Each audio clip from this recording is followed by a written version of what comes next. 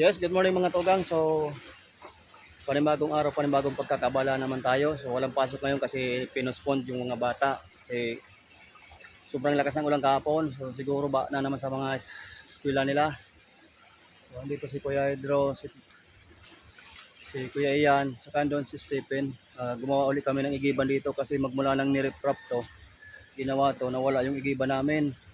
Tapos ginawan pa kami ng agdanan na sobrang tarik. So, ayun, ninagyan na lang namin ng ano, hindi ka makababa ng maayos dyan, hindi ka makakit din ng maayos. Kaya buti lang may agdanan tayo.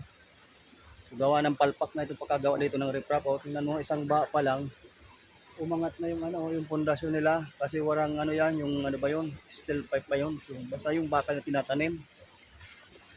So, ayun, ano kami kasi kagawin kami ng daanan doon kasi masyado nang mataas. Di man lang nilagyan nila ng step na para babaan ng mga bata sa daanan namin dito doon sa likod ng daanan na yun. So, tara sama kayo kung anong ginagawa namin dito. Pakita ko sa inyo yung bagong ginawa kong igiba namin dito. So, tara. So ayan mga togang, bali andito na naman kami. So napakaganda dati nitong iniigiba namin. Nawala. Gumawa na lang kami ng panibago. Ito yung tubo. Bala anuan ko na lang yung tiktikan ko na lang yung ano yung simento para makagawa kami ng igiban. So ayan, yan si Kuya Pipin, bali tatlo. Kagabi meron na nito. Ay nung isang araw pa. Ito lang natira yung itong dalawa bago lang to kalalagay ko lang ulit nito kasi inanod ng ba kagabi. Sobrang lakas ng ulan. So kaya ngayon hindi pa napapantay ito. So medyo malalalim pa. Importante makaigib muna kami ngayong araw na to. Yan si Kuya Pepe naghugas ng takore. So yun. Bali ang daming kong tanim dito kahapon. Isang araw. Ito lang natira kangkong. Nagtanim ako dito. Tsaka mga gabi. Ayun na lang natira Sobrang lakas ng ano.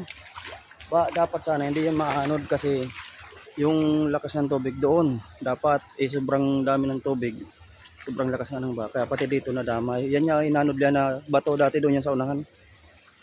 Ito na lang yung gabi. Natirang tinanim natin dito. Dapat hanggang doon yung tanim natin. Ang dami na sana nito. Inanod lang kaya sayang. Ano. Yan pa yung gabi Yan. Saka yung kangkong natin. Ayun na lang natira Basta hanggang dito yung tinaniman ko na. Kaya sobrang lawak sana niya hanggang doon. Kami Kuya Stephen. So while naghahakot kami ng bato, yung si Otol sa taas. Yung while naghahakot kami ng bato doon para mapantay yung daanan namin. So tara, standby muna kayo mga tugang.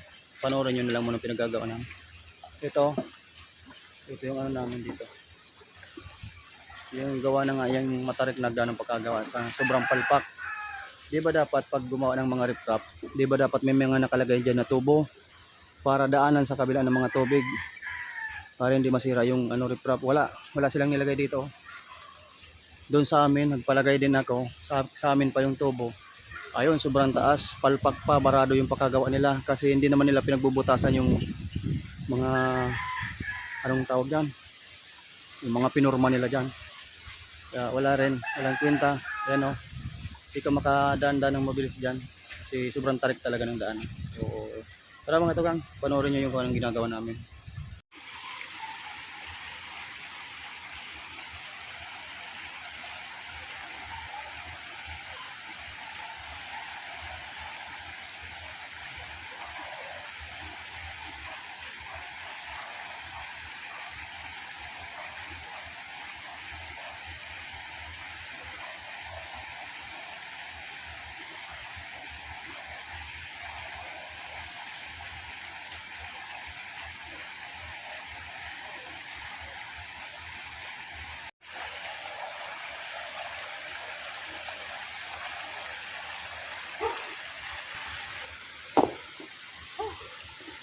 Yan mga tugang, bali gagawa kami ng hagdanan dito kasi masyado mataas.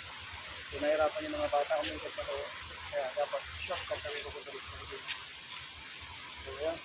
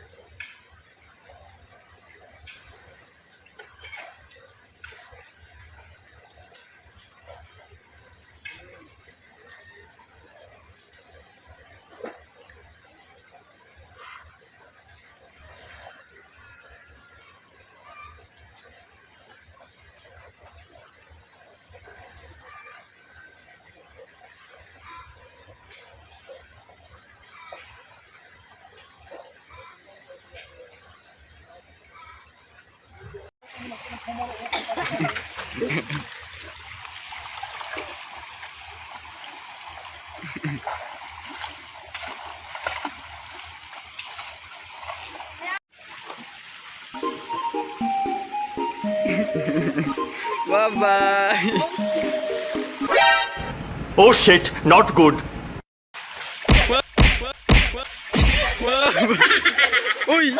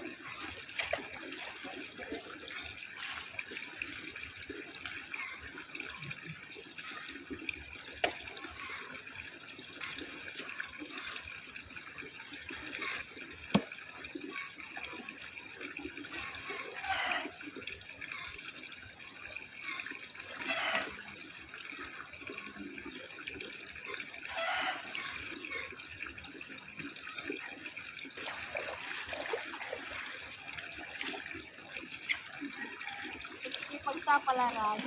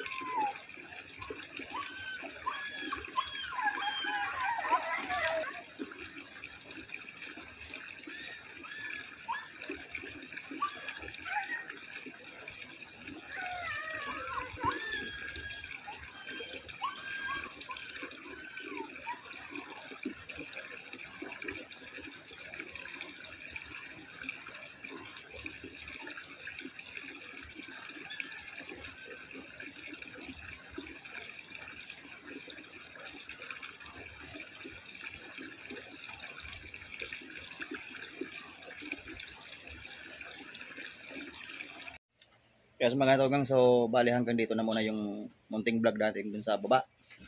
Kasi inabutan kami ng ulan kanina kaya di na namin nakita kung ano pang pinaggawa namin. May malaking kahoy daw na naanod. So sobrang laki, troso. So pinagsisibak ko na pero may natira pa kasi inabutan nga kami ng ulan. Baka kako lumakas naman yung tubig. Nagsipagliguan na kami ng mga bata kaya diretso na kami dito. So siguro nakita nyo na yung ano namin, yung ano doon sa baba, yung project ng, ewan ko kung LGU ata nagpa-project nandito sa lugar namin sa Legazpi. So milyon-milyon yung budget, pero yung palpak yung project nila. Kaya sana sa mga nasa gobyerno natin, please pakigpitan nyo naman po yung pag nagpapaproject kayo, yung mga contractor nyo, huwag nyo masyadong itiwala yung mga budget na yan kasi dapat yung mga taga-LGU, kayo mismong bumibisita sa mga project na ginagawa ng mga contractor nyo kasi puro lang pinagkakakitaan nila yung mga ano nila, makuha lang nila yung budget, barang ano lang yung mga ginagawa nilang trabaho. Tinitipiran nila yung materyales. Kaya doon nakita natin kanina na unang ano pa lang, isang linggo pa lang mahigit yun natapos yung project dito sa amin, pero nakita na yung resulta, pinalubog na agad. Kita na yun yung ano, yung pundasyon sa baba na mababaw lang talaga yung pundasyon nila, tsaka kulang sa tinipiran ng ano ng semento tsaka mga bakal, kulang.